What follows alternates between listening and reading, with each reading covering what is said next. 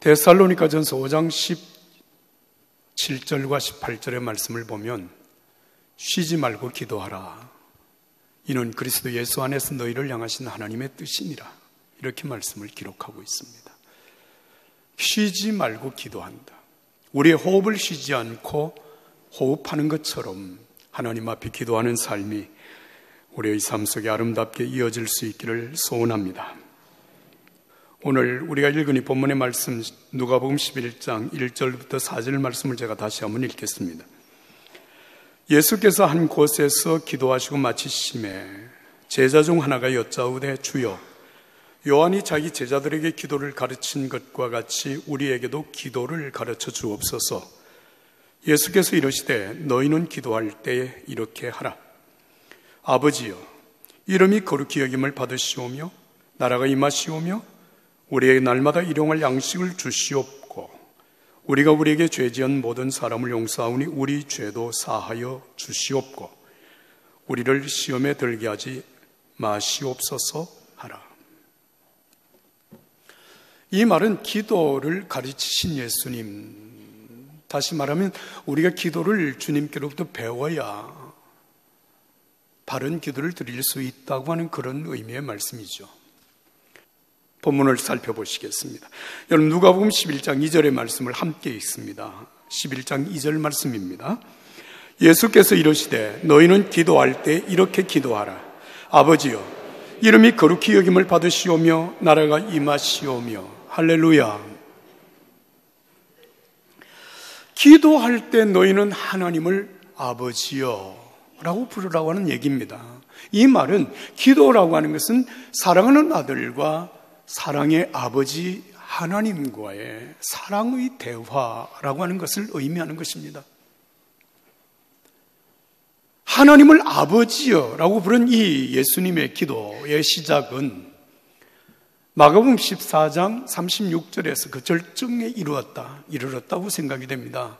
이때는 예수님이 겟세마네 동산에서 기도하시던 내용입니다. 이러시되 아빠 아버지여 아버지께는 모든 것이 가능하오니 이 잔을 내게서 옮기시옵소서. 그러나 나의 원대로 마시옵고 아버지의 원대로 하옵소서 하시고. 아빠 아버지, 마치 어린아이가 아빠를 향해서 부르는, 아버지를 향해서 부르는 그 부름으로 기도하셨다는 것입니다. 그런데 예수님이 이 겟세마네 동산에서 기도하실 때 그 마음이 어떠했는가라고 하는 부분을 바로 그 전구절 마가복음 14장 33절과 34절에는 이렇게 기록을 하고 있죠. 예수께서 두려움과 깊은 근심에 빠지셨다. 예수께서 그들에게 말씀하셨다. 지금 나는 괴로워 죽을 것 같다. 여기서 나와 함께 깨어 있어라. 십자가를 지시기 바로 직전 그 밤에 기도하시는 예수님의 마음은 두려움과 근심에 빠져 있고 심히 괴로워서 죽을 것 같다고 하는 그 마음으로 겟세마네 동산에 이르신 예수님은 땅에 엎드려 기도하기를 아빠, 아버지. 마치 어린 아이가 사랑하는 아빠의 품속에 안겨서 자기의 마음을 토로하는 것 같은 그 기도가 예수님의 겟세마네 동산의 기도였다는 것입니다. 사랑하는 여러분, 기도는 사랑하는 아들과 아버지의 사랑의 대화입니다. 여러분, 이 대화 속에서 어떤 여러분 간격, 거리감은 전혀 있을 수 없습니다. 어떤 사람은 여러분 기도가 힘들다, 기도가 어렵다라고 생각하는 사람들이 혹 있는지 모르겠습니다만 여러분, 사랑하는, 정말 사랑하는 사람과 대화를 해본 적이 있으십니까? 밤을 지새우며 대화를 해본 적이 있으신가요? 그 대화를 나누다가 야, 대화가 지겨워서 못하겠다, 그리고 돌아가자, 그렇게 생각한 적이 있으신가요? 사랑하는 사람과 대화할 때 말이죠. 그런 일은 있을 수가 없습니다. 내 심정이 어떠하든, 내 형편과 처지가 어떠하든지 관계없이 사랑하는 아들과 사랑하는 아버지와의 관계 속에서 이루어지는 대화는 깊은 신뢰와 사랑 속에 이루어지는 일입니다. 세상에서 여러분 가장 친밀한 관계가 어떤 관계입니까? 보통 우리는 부부의 관계라고 생각을 하죠. 어떻게 생각하면 부부의 관계보다 더 가까운 관계가 있을까 생각이 되기도 합니다만, 그러나 여러분, 부부는 싸우기도 하고 헤어지기도 하죠. 물론 우리들에게는 그런 일이 없지만은 말입니다. 그러나 여러분, 부모와 자식과의 관계는 깨어지는 일이 없습니다. 어떤 경우에도 말이죠. 제가 여러분들에게 한 가지 질문하겠습니다. 여러분, 예수 그리스도를 믿으십니까? 예수님이 나의 구원자가 되신다는 사실을 여러분 믿으십니까? 인정하십니까? 여러분들은 하나님의 자녀입니다. 하나님의 자녀입니다. 요한복음 1장 11절 이하의 말씀입니다. 자기 땅에 오며 자기 백성이 영접지 아니하였으나 영접하는 자 곧 그 이름을 믿는 자들에게는 하나님의 자녀가 되는 권세를 주셨으니 이는 혈통으로나 육종으로나 사람의 뜻으로 나지 아니하고 오직 하나님께로서 난 자들이니라. 예수님을 믿음으로 영접한 여러분들은 하나님의 자녀입니다. 여러분 믿으십니까?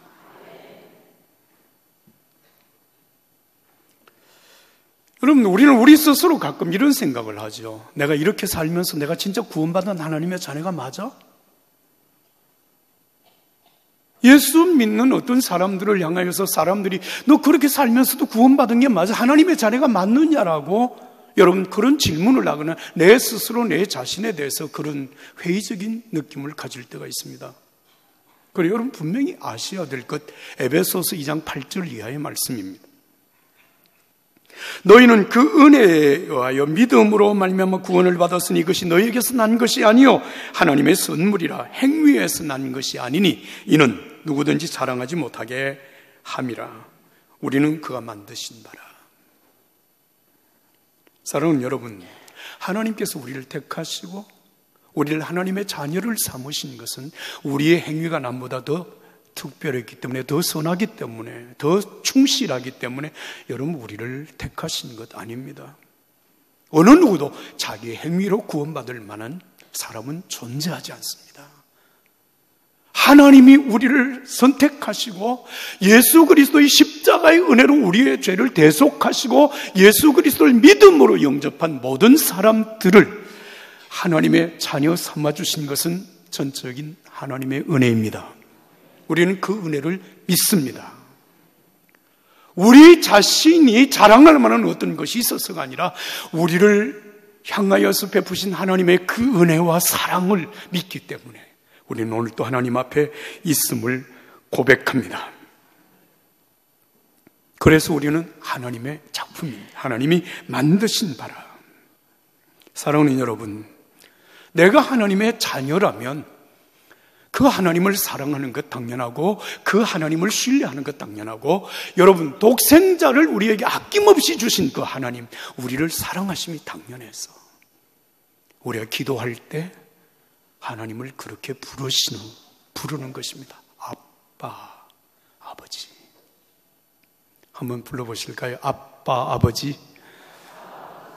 우리가 불러야 될 하나님의 이름입니다. 아빠, 아버지. 기도할 때 여러분 그런 친밀한 믿음으로 사랑으로 기도할 수 있기를 예수 이름으로 축복합니다. 여러분 누가복음 11장 8절 말씀을 우리가 함께 읽습니다. 8절 말씀입니다. 내가 너희에게 말하노니 비록 벗됨을 인하여서는 일어나 주지 아니할지라도 그 간청함을 인하여 일어나 그 요구대로 주리라. 할렐루야. 우리가 아빠, 아버지, 다시 말하면 하나님의 자녀의 권세를 가지고 사랑하는 아버지 앞에 하나님 나가서 기도할 때에 하나님이 우리의 기도에 어떻게 응답하시는가라고 하는 부분이 오늘 여기 하나의 예화를 통하여서 예수님이 말씀하고 계십니다. 어떤 사람의 집에 한밤중에 손님이 찾아왔습니다. 그런데 너무 가난한 이 집에서 그 손님을 대접할 것이 아무것도 없습니다. 그래서 이 사람이 친구를 찾아갑니다. 문을 두드리면서 말하기를 이 밤중에 우리 집에 손님이 찾아왔는데 대접할 것이 아무것도 없어. 그러니까 친구야, 나에게 떡 3덩이만 빌려달라고 요청을 합니다. 그랬더니 안에서 들려오는 대답이 없어, 못 줘. 지금 우리 다 잠자리에 들어서 못 일어나. 안 돼, 돌아가라고 얘기를 합니다. 그러나 이 친구 돌아가지 않습니다. 간청합니다. 그래서 예수님이 하시는 말씀이 바로 8절이죠. 내가 너희에게 말하노니 비록 벗됨을 인하여서는 주지 아니할지라도 그 간청함을 인하여 일어나 그 요구대로 주리라. 벗됨으로 인하여라고 하는 말씀과 간청함이라고 하는 이 말씀의 의미가 무엇일까요? 여러분, 굉장히 중요한, 주님께서 우리에게 이 말씀을 하시는 이유가 있습니다. 내가 예수를 믿는다고 말하는 믿음의 사람들 중에, 다시 말하면 하나님을 사랑하는 아버지라고 믿고 사는 믿음의 사람들 중에 실제적으로 기도하지 않고 살아가는 사람들이 있다는 것을 예수님께서 말씀하시는 거예요.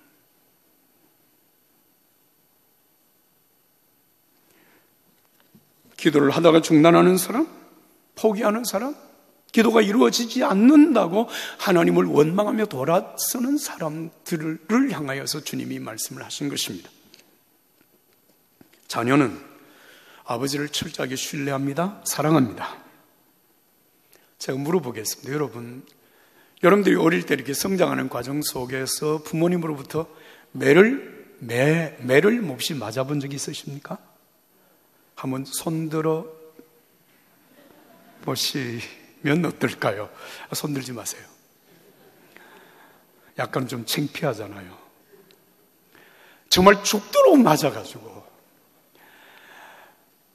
나에게 매질난 그 부모님 생각만 하면 이가 뻑뻑 갈리고, 내가 다시는 부모라고 하나 봐라. 그러고 딱 등을 돌리고 나는 이제 엄마 아빠 없어 이러고 싹 돌아서서 산 사람이 계십니까? 그렇게 살아오신 분 계시나요? 그분은 손들지 마십시오. 여러분, 자녀가요, 이 자녀와 부모의 관계가 이 너무 신비로운 관계입니다. 실상이 그렇습니다. 정말 죽도록 매를 맞고 나도 돌아서면 언제 매를 맞았느냐? 다시 부모의 품에 안기는 아이, 걔는 도무지 생각하는 게 없어서 그럴까요? 아니에요. 자식이기 때문입니다. 아빠이기 때문에, 엄마이기 때문에 그 관계가 이루어지는 거예요. 여러분, 탕자의 비유를 기억하시죠? 탕자의 비유. 아버지의 재산을 다 받아서 나가가지고 허랑방탕에 다 탕진을 했습니다. 그리고 거지꼴이 돼서 아버지께로 돌아옵니다. 여러분, 이 탕자가 아버지께로 돌아올 때 어떤 마음으로 돌아온 것인지 여러분 생각해 보셨나요? 어떤 마음이었을까요? 그래, 이제 다시는 내가 이 나쁜 짓 안 해야지. 그러고 막 아버지 앞에 들어오면서 막 서약서를 씁니다. 아버지 진짜 이제 잘할게요. 만약에 한 번만 더 하면 저를 호적에서 파내버리세요. 이러고 여러분 서약서를 쓰고 돌아왔습니까? 이 아버지가 둘째가 돌아오니까 야 이리 와. 너 또 이럴 거야? 또 나갈 거야? 안 나갈 거야? 그리고 다짐을 받고 아들로 받아들인 것입니까? 그래요? 성경에 그런 얘기가 있던가요? 없어요. 조건이 없어요. 그냥 아버지 집으로 돌아가리라. 나를 품꾼의 하나라도 받아줄 수만 있다면 내가 아버지 집으로 돌아가겠다는 겁니다. 아버지 집으로 돌아갑니다. 여러분, 그 아버지가 돌아오는 아들을 여러분 영접할 때에 어떤 다시 서약을 받거나 조건을 여러분 제시한 것이 아니라 아들이기 때문에 받아들이는 거예요. 이게 아버지와 아들이에요.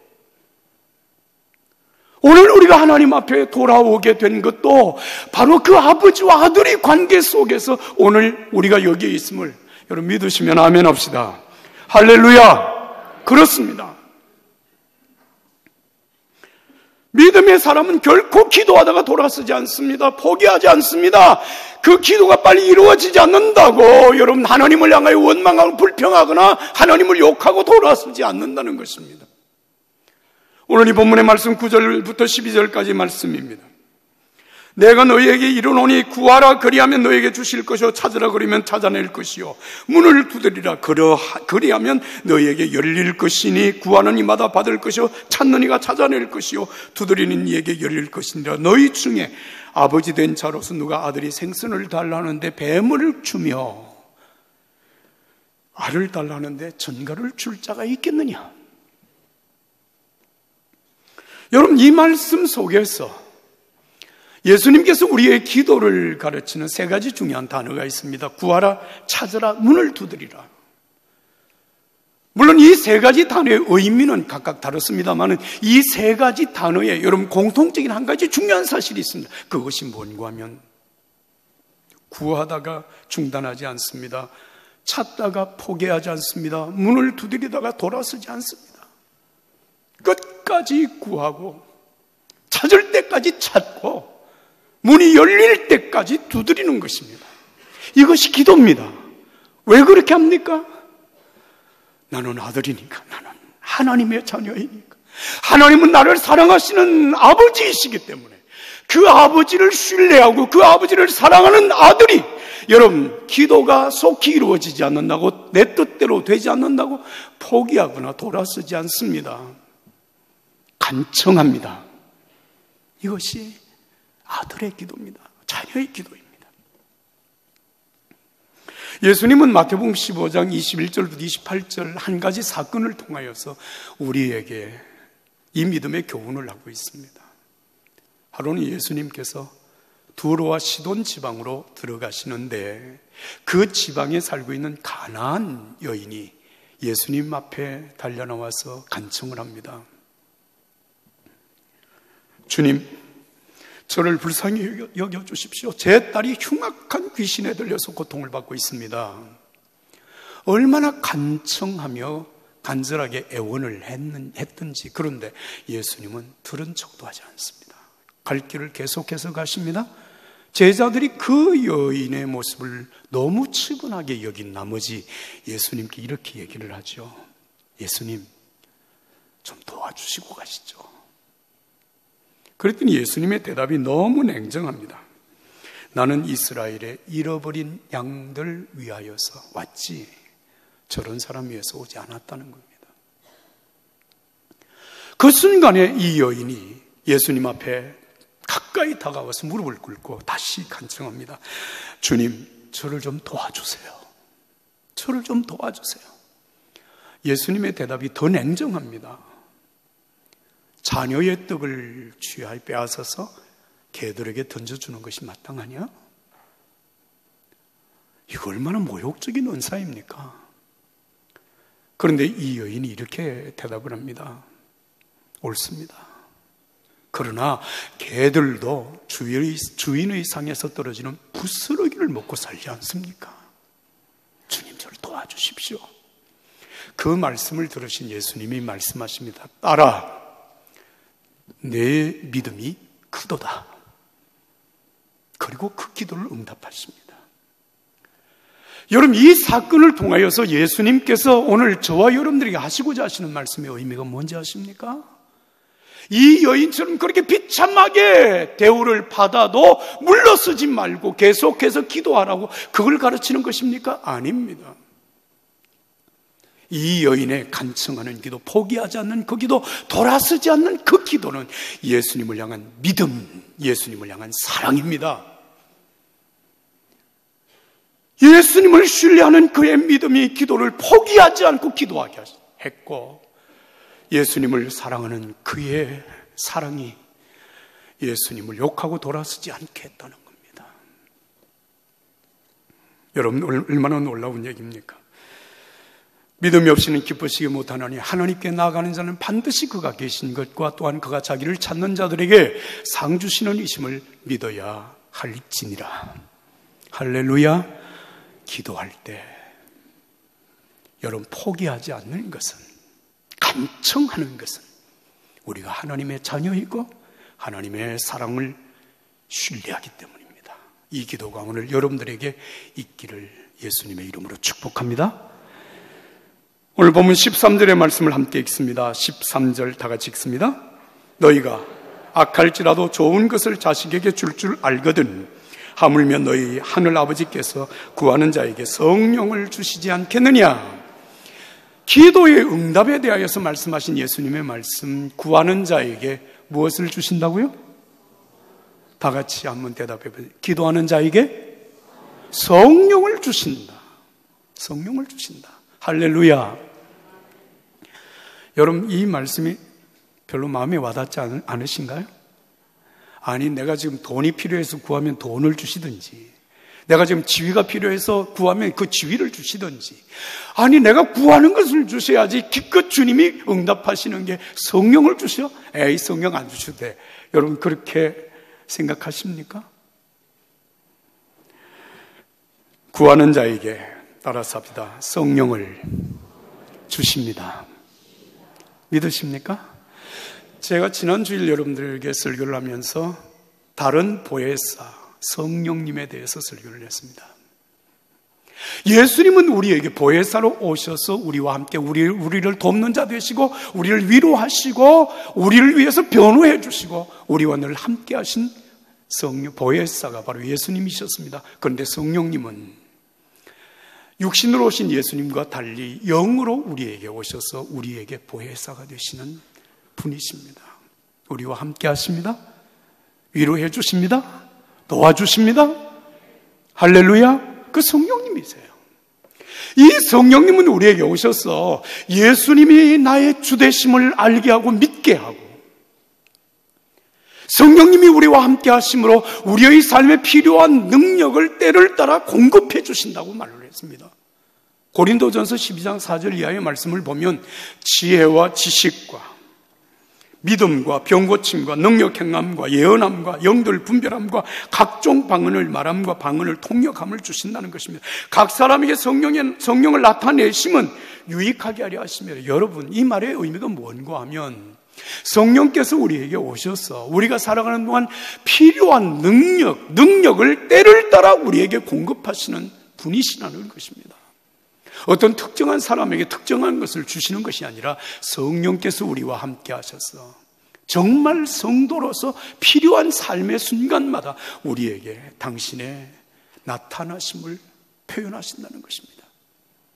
지혜로, 지식으로, 믿음으로, 영들을 분별함으로. 할렐루야.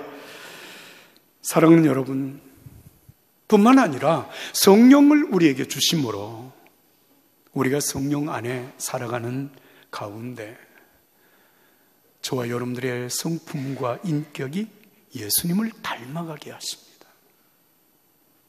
제가 이 부분에 대해서는 다음 설교할 기회가 다시 있겠습니다만은, 사랑과 희락과 화평과 오래 참음과 자비와 양성과 충성과 온유와 절제, 이게 성령의 성품이고 예수님의 성품입니다. 아직은 저도, 혹 여러분들도 아직 초보자처럼 모든 게 다 부족합니다, 그렇게 생각할지 모르지만, 여러분, 성령님이 우리에게 오셔서 우리의 인격을 통하여, 우리의 삶을 통하여 예수님의 인격, 성령의 성품을 드러나게 하시는 성령님을 믿으시면 아멘 합시다. 그렇습니다. 사랑하는 여러분, 기도할 때 오늘 이 말씀을 기억하십시오. 아빠, 아버지. 사랑하는 하나님 앞에 기도하는 저와 여러분들이 어떤 경우에도 포기하지 않는 것은, 아버지, 하나님의 사랑을 믿고 신뢰하기 때문이며, 포기하지 아니하고 하나님 앞에 기도하는 저와 여러분들에게 성령으로 충만하게 하셔서 성령의 사람, 예수의 사람으로 살아가게 하시는 은혜가 반드시 함께 할 줄로 믿습니다.